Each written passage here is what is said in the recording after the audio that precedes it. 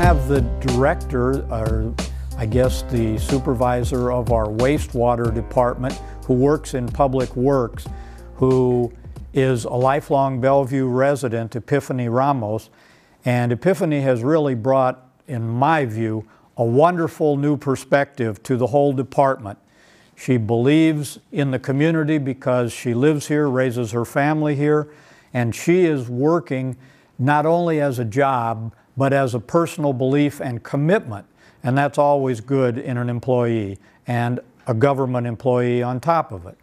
Epiphany does a wonderful job, and I'm really honored to work with her. And she's going to give us some information about the pilot program and other things that we're hoping to do. Hi, thank you guys for coming. I appreciate you coming to listen to a little bit about what I have to say, and hopefully more importantly we'll get an opportunity to just listen to some of your feedback and questions, and just appreciate you taking your time this Sunday afternoon. As you know, I am the wastewater operations manager. I also manage the solid waste contract for the city. Part of the charge that I have is just to make sure that not only our contract is the best contract that we can make for our residents, but also making sure that our contractor stays accountable for what that contract says. So that's just kind of my overarching responsibilities, and of course then also infrastructure.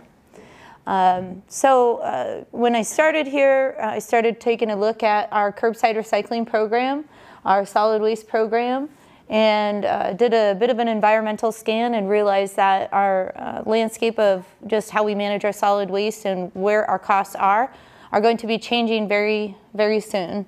As most people here hopefully know, the landfill will be closing that we use today.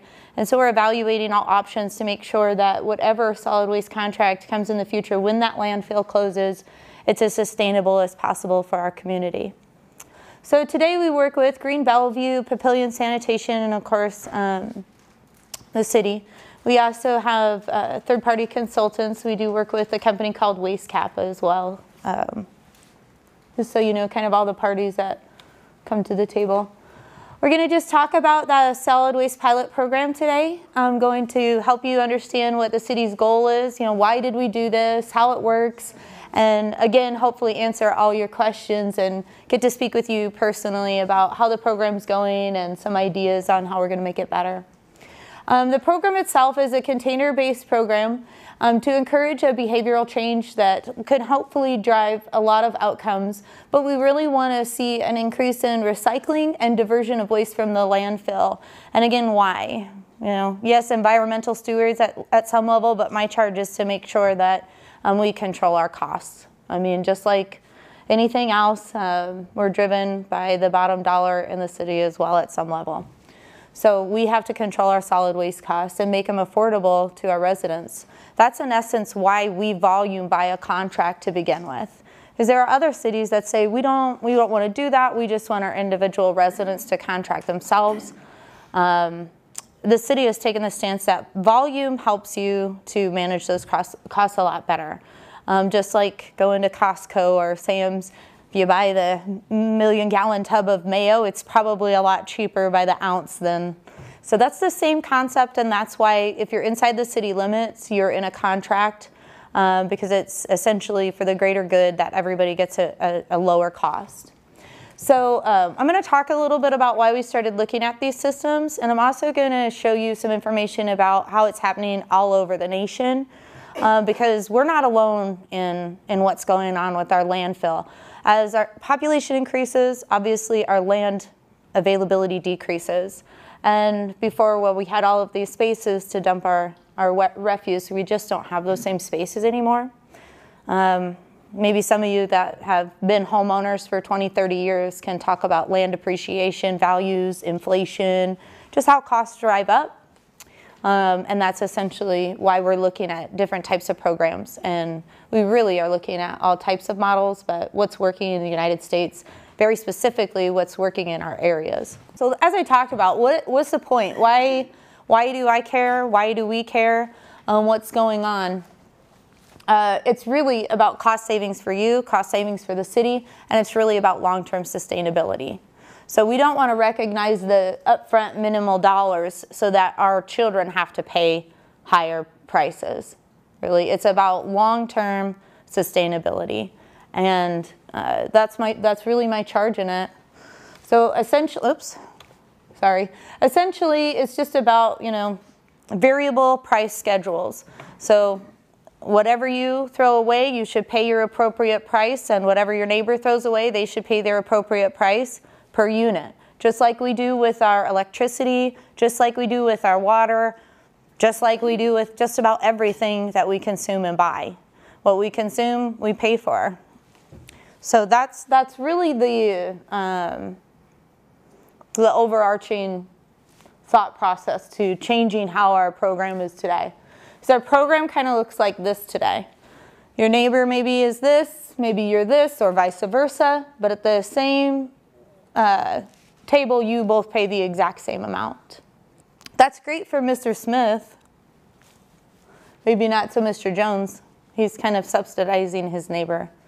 And there's a lot of different ways that municipalities handle solid waste costs. The city has taken advantage to charge a fee direct instead of trying to hide it in your taxes or have a convoluted way to do it. We literally take a contract, we price out a contract, we figure out what that unit pricing is per household today, and that's how we set your fee. So we're looking at changing that a little bit. So the pilot program, we essentially, like I said, just wanted to figure out a way to start with a service and gain some feedback. Also, we had a budget that we had to stay in, of course, and I'll talk about that a little bit. But we also had to have something that we were able to gather direct data so that we can say, well, is this just a pie-in-the-sky idea? Is it something that we can feasibly accomplish with the resources that we have without a massive contract change and with the partners that are willing to come to the table? So what we have is we decided on 3 carts. Essentially, it's a recycling, a solid waste, and a yard waste cart, and some additional yard waste stickers for folks that maybe have an increased need. And you can get as many recycling carts as you wanted in the program. If you needed additional solid waste carts, that would have been a monthly fee. And that's kind of it in a nutshell. The biggest changes from a logistical standpoint on the hauler side is now they can use an automated truck, which we'll talk about the benefits of that in a minute. But essentially, this was our first shot out of the gate with the budget, the resources that we had to just try to be able to gather some data points and develop a good program moving forward. Again, it's a test. We know we're going to tweak it, but it's at least a good starting point. So we worked hard to roll it out, and the residents were very helpful and very receptive. And here's where we are today with kind of some global information. The city's recycling rate today is 8.3% as of 2015. So that's January to December. And our diversion rate, and I'll talk about the differences between the two for those that don't know. Recycling is just the amount of tonnage you have against your total, and diversion is actually everything that's diverted from the landfill. And that might change with some of the policies and changes globally in terms of being able to take your yard waste to the landfill. So those numbers will even be different if that's something the city decides to do. But diversion is essentially everything that's diverted away from the landfill. So at 29.3% is our diversion rate. And this number here is our total tonnage. So diversion means everything that doesn't go to the landfill. So it's your recycling and your yard waste today. Everything else that you put to the curb goes to the landfill. And that total tonnage there is everything included. So my solid waste, my yard waste, and my recycling. But the pilot program wanted to share some information. So again, we just tracked tonnages. This pilot program area, we had 86% participation, which we greatly appreciate because we have to have people participate to be able to get data, to make a program, to change a program, etc. And it's just fantastic that everybody came together and said, no, we'll help you guys gather this information. Today, the recycling rate in that area is 18.75%. The diversion rate is 48.9%. And a lot of what we see is we have people that hadn't been recycling are now new to recycling. So we're really hoping that as people get inundated to the process of recycling, they'll start to realize that a lot of what you have is recyclable, and we hopefully anticipate that number to jump a little bit. And yes, this number doesn't anticipate hauler overhead because it's kind of impossible for me to do right now. But an estimated almost $500,000 savings that we could have done with the city based on our city tonnages if this program was in play and 100% successful. We know it has kinks to work out, but we're going to work on that. So just a little bit of information, but that's what we're trying to do. So what's next? What are we going to do next for this? We are going to continue to evaluate it, obviously. And like I said, we use the data from our hauler, our tonnages. We do have a survey that's going out, and we also have feedback from external residents, so people that aren't in even that program area, other council people, people of other wards that are giving us a lot of good feedback. Pilot program changes, so we hope to take that information, potentially have a pilot program change, and continue to evaluate it to make sure that we're meeting our goals. And our overall goal would be hopefully a 25% recycling rate. Again, with the intention to develop a city contract. That's really at the end of the day, the bread and butter for me is to make sure that we have a good data, that we develop a good solid contract that's sustainable. Then that contract will go to a competitive bid process, and of course, we'll look at the process of logistics in terms of rolling it out, whether it's a phased implementation and what our ordinances need to do to reflect and make sure that our contract gets changed appropriately. This next slide is just to talk a little bit about the solution and to talk about the city's 25% hopefully recycling rate that we can reach within the pilot program area.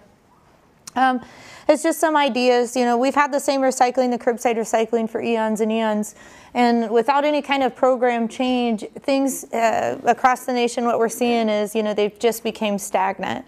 We haven't been able to move the needle. In my industry, I've talked to a lot of people that say, that's one of the first things you come to the table. How do you move the needle? How do you move the needle? Because if we can push this, we can help to control our costs. You know, and we start to do evaluations. Well, some people say advertise more, tell people more about it. Well, that costs money, right? Okay, so if that costs money and it saves me this much, we've got to get that needle to where it makes sense for us. So what we found is that the only way to significantly move that needle so that we can see cost savings is to find a program change, a programmatic change. And you know, no amount of advertising is going to change somebody's mind to recycle that absolutely doesn't want to do it. But sometimes if you say, well, if you don't want to do it, it's going to have to cost you $5 more a month. Unfortunately, that seems to be the motivator. So again, it's more of a programmatic change, whether it's containers, whether it's disincentives, whether it's different types of incentives. That's why we have a test area so that we can try to figure out how we best make that needle work for the entire city. So just wanted to kind of point out and be very transparent that this is my personal magic number. Nobody set that for me. Nobody said you absolutely have to have this number to keep your job. This is in my vantage point, the long-term sustainable number for Bellevue, not for my generation, but for my children who I hope stay here too. You know, so there's that. And we just want to talk about, you know, these are my two pieces. I want happy residents and I want happy bosses. So for my idea, you know, my happy residents, they want something that's easy to understand. I want something that's easy to understand. I want something that's convenient, user-friendly. I have 4 kids. I'm on the go, 2 jobs. I got, you know, I can't have something that's too difficult to use.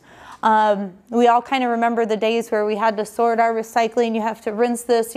I recall that, and I remember it being inconvenient. So that's where single stream came in. Fair. I want something that people view as this is fair. I don't want to be treated unfairly. I don't. You don't. We don't want to be, and I don't want to create a system that creates a disparity in that terms. So, and I also a system that fosters continuous positive reinforcement. Well, you made all these changes. Now, what do I get out of it? What does it mean for me? We gotta use those savings elsewhere. We got to put them in our schools, our police department, our fire department, where it's going to bring the biggest benefit for our city and not hauling things to a landfill. So effective communication, materials, and support tools, those are all things that are very high on my radar in terms of making sure that people meet these other things. So they're easy to understand, convenient, etc. My happy bosses, they want you happy because if you're happy, you re-elect them. They want, this is true. So they want quick implementation. They don't want something that's going to be 10 years later and we don't remember where we started to where we ended up.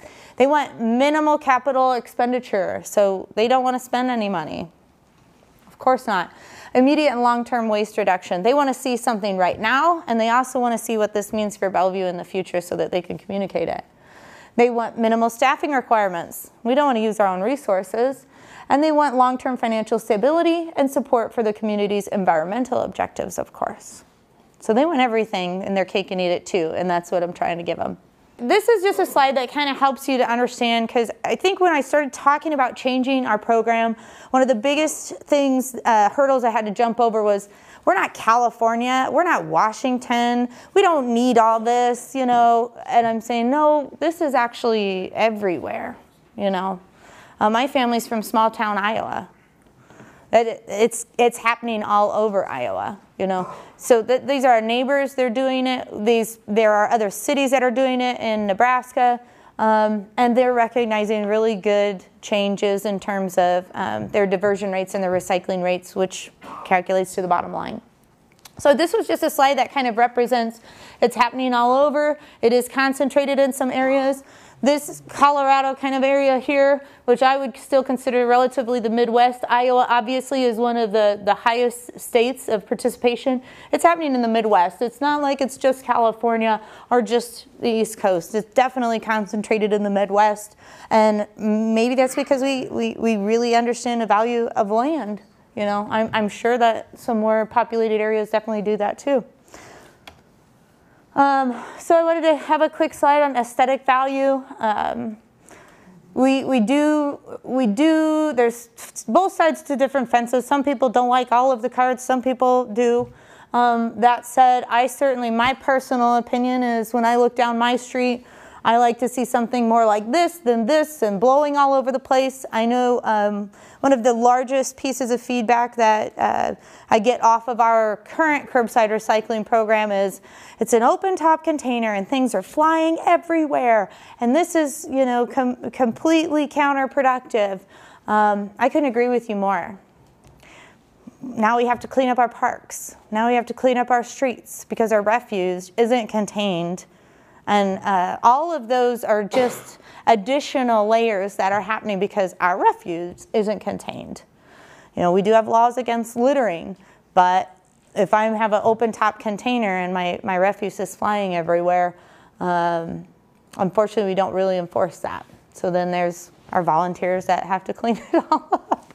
So aesthetic value, that is a big primary driver. Something I hope everybody here, if you don't take away anything, this is very, very important to me. And I think we take it for granted. We see these gentlemen and ladies on the back of these trucks every day. I don't want to be on the back of a truck. I can't imagine even being on one. And I can guarantee anybody that sits here says, that's a pretty tough job. I don't know that I would want to do it. And you're right for saying that. And I'm trying to show people and enlighten people that these automated trucks can not only reduce the labor costs, but the safety benefits to it are just through the roof. But I tell you, any day, I would trade seeing carts on people's homes to see another police car on my street. That's really at the bottom line for me, and that's my neighborhood, and I'd be very happy to see everything contained in one of these carts if I saw another cruiser that was able to patrol my area and keep my children safe. That's essentially really the bottom line here. This money is being thrown away, literally. We all are struggling to figure out how we maintain our city services, and anybody that's close enough to the city can attest to that. From a fundamental standpoint, the money can be spent better.